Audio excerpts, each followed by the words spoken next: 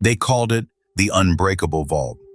2 floors underground, behind a foot of solid steel and 10 separate layers of security. Inside it, more than $100 million in diamonds. And over a single weekend in 2003, one man emptied it without tripping a single alarm.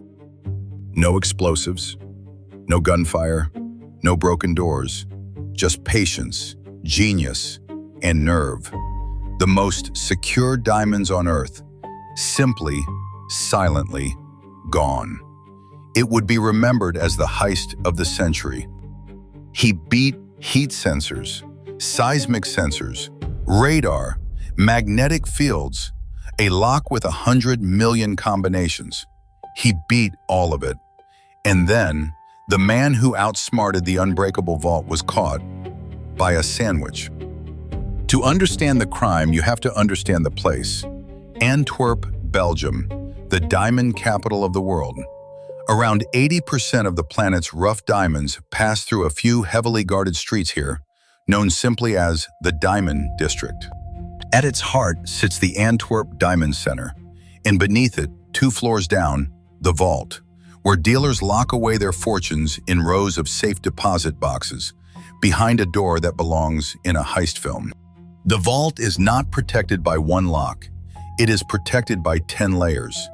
A combination dial with 100 million possible codes, a foot of hardened steel, and then the sensors. Infrared detectors that see body heat in total darkness. A seismic sensor that feels the faintest vibration. Doppler radar that catches the smallest movement. A magnetic field across the door that screams the instant it is broken. A light sensor, a motion sensor, cameras, armed guards. To open it, you would need the key, the combination, and a way past every single sensor at once. The people who built this vault believed that was simply impossible. And for decades, they were right. And then a quiet, well-dressed Italian gentleman rented an office in the building upstairs. He smiled at everyone, he shook every hand, and he began, very slowly, to take the impossible apart. His name, or the name he chose to give, was Leonardo Notarbartolo, and he was not a diamond dealer at all. Notarbartolo was a thief, a brilliant one, part of a legendary crew of Italian criminals the press would come to call the School of Turin. Lockpickers, alarm experts, safecrackers, each a master of one dark and specific craft. And his own craft was patience. He did not rush the vault. He rented his office, posed as a gem importer, and spent more than 2 years simply belonging there, taking meetings, earning trust, becoming invisible. He rented his own safe deposit box inside the vault, which gave him a key and the right to come and go. To stand inside the most secure room in the city, completely unwatched, and study it. He hid a tiny camera, disguised, mounted near the vault door, and let it watch for him. Night after night, it recorded the guard's routine, and the fingers of dealers spinning the combination dial. He learned the code. He learned the rhythm of the building. And on one quiet visit, beneath the eye of the heat sensor, he simply reached up and sprayed it with ordinary hairspray, a trick to blind it for a moment when the time finally came. Piece by piece, he mapped every single defense. And then he brought in the school, the lock man, the alarm man, the ones who could turn his blueprint into one silent night. They built their tools by hand. They tested the sensors. They rehearsed, and they chose their moment, a long holiday weekend when the Diamond District would be deserted and no one would open a single vault box for days.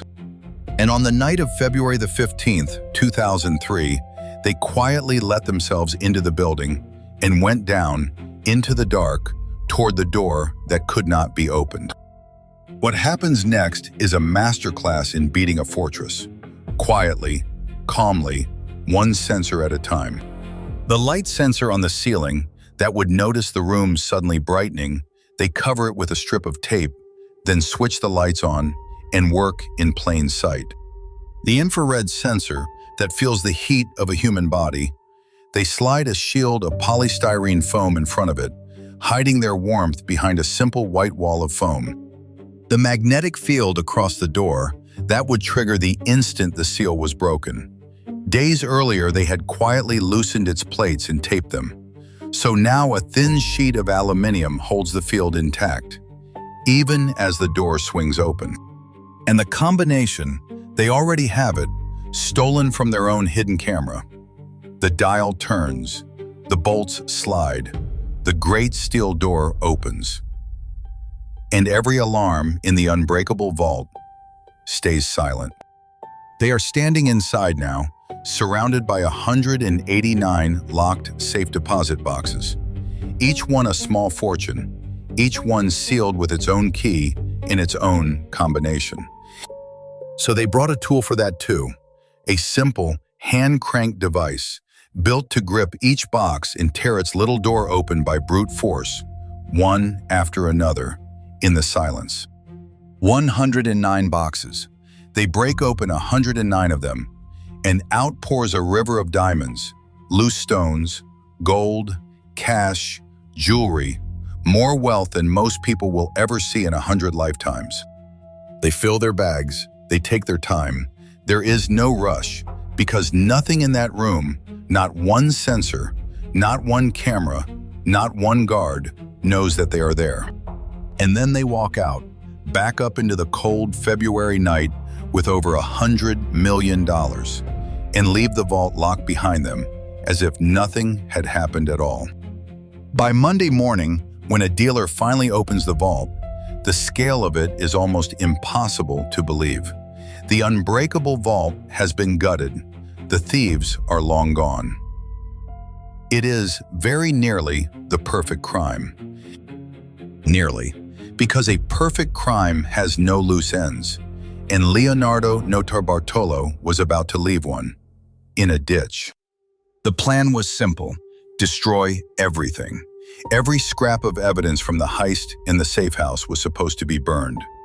Instead, in a careless hurry, Notarbartolo and an accomplice drove out of the city and dumped their garbage in the woods beside the motorway.